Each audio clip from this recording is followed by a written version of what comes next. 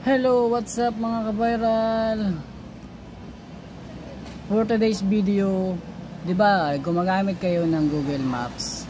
Tapos hindi niyo alam kung paano i-set up ito na hindi kayo naliligaw at hindi kayo napapasok sa expressway.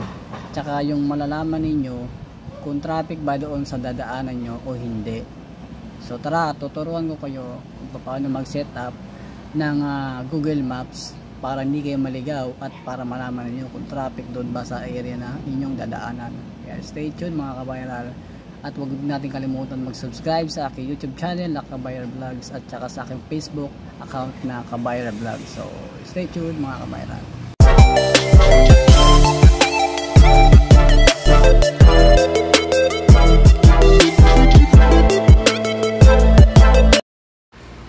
Yun, mga ka-viral, di ba meron tayong Google Maps sa ating Android cellphone, tsaka mobile cellphone, iPhone. Yun, pag in-open nyo po yan, ganyan po lalabas para dun po sa mga baguhan, para hindi po kayo malito, at sa mga nagmumotor hindi po kayo maligaw, may pasok dun sa loob ng expressway tsaka dun sa skyway. So ito po, i-click nyo lang po ito.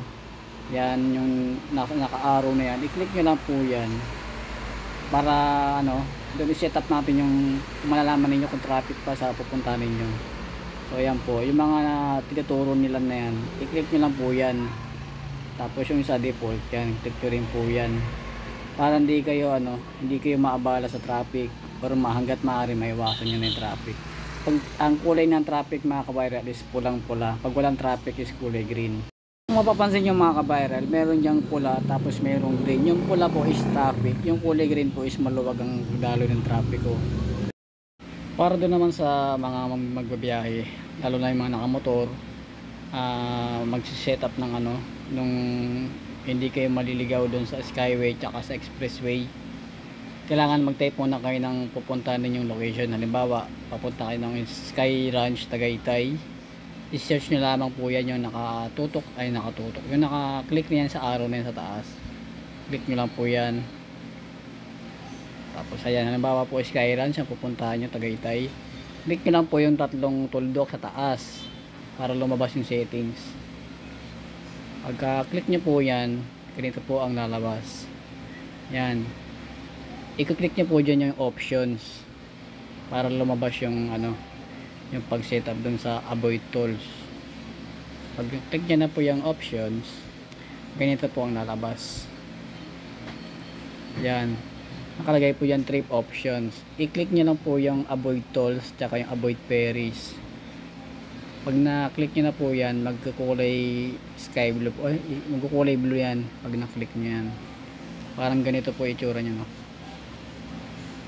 Ayan, so ako na-click ko na siya, yung avoid tolls tsaka avoid ferries, para maiwas kayo dun sa sa kalsada or sa main road na may skyway, enter, toll gate or expressway, kasi para di tayo maligaw, di ba? So ito po yung lalabas niyan. Ayun mga ka-viral,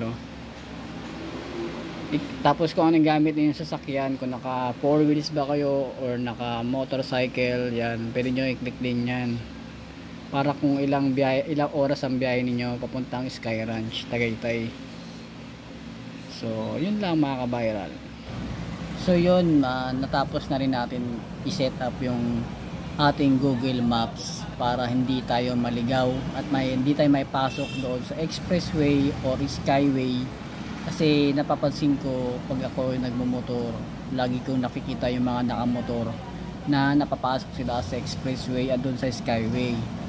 So yung pong tip ko sa inyo, sana naging magbigay ng konting aral lang din ba, at para matuto tayong paano gumamit ng Google Maps, para dun po sa hindi pa ganong marunong gumamit ng Google Maps at sa mga baguhan pa lang sa delivery. So ayun lang mga ka-viral, mag-ingat po tayo lagi sa pag-motor, lalo na sa pag-drive, at gabayan tayo ng Panginoong Diyos. So yun lang, ride safe at drive safe.